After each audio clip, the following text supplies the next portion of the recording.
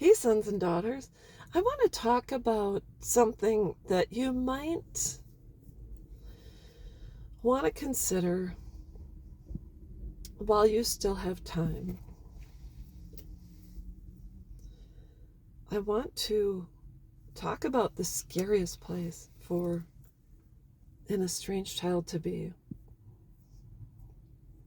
and that is when your parent is in self-preservation mode and accepts your decision.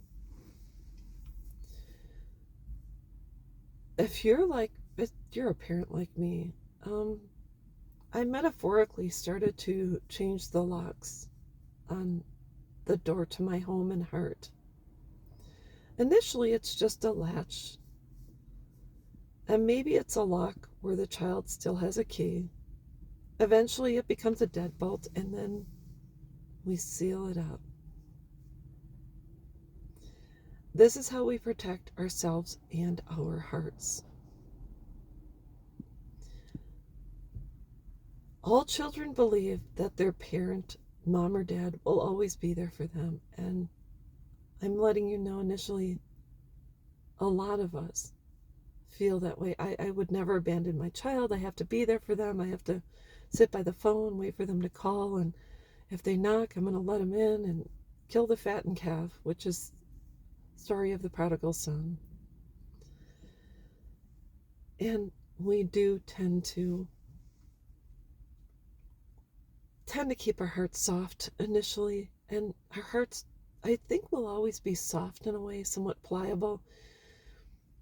But I think over time, in order to protect ourselves, especially when your only child or only children have walked away, a form of self-preservation allows us the opportunity to start protecting ourselves in certain ways, where sometimes we take pictures down, or sometimes we stop going to the places we took our children to, or some of us pack up and move and leave the homes we raised our children in because we can't take it anymore. We can't take looking at an empty bedroom, or when our children used to run in the front door and, Mom, I'm home.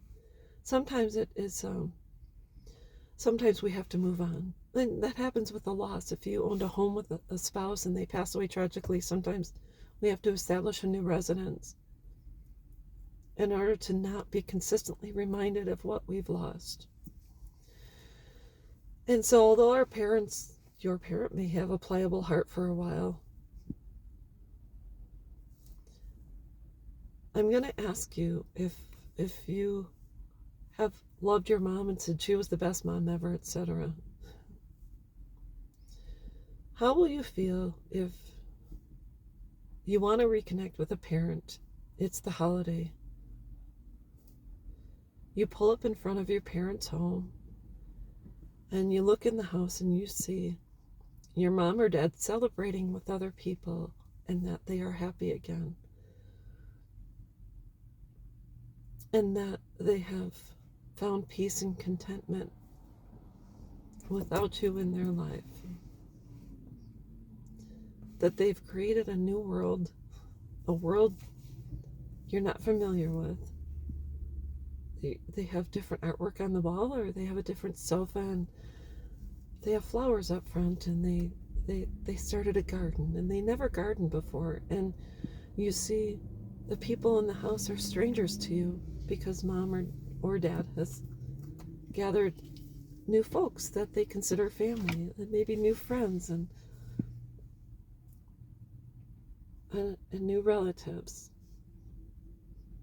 And how are you going to feel when you're sitting outside looking in, like we've seen in so many movies, and you haven't been invited and you're not a part of it, and mom is hugging other people, and someone else is calling her mom, someone else is calling your dad, and they've surrounded themselves with people who love them and care about them. So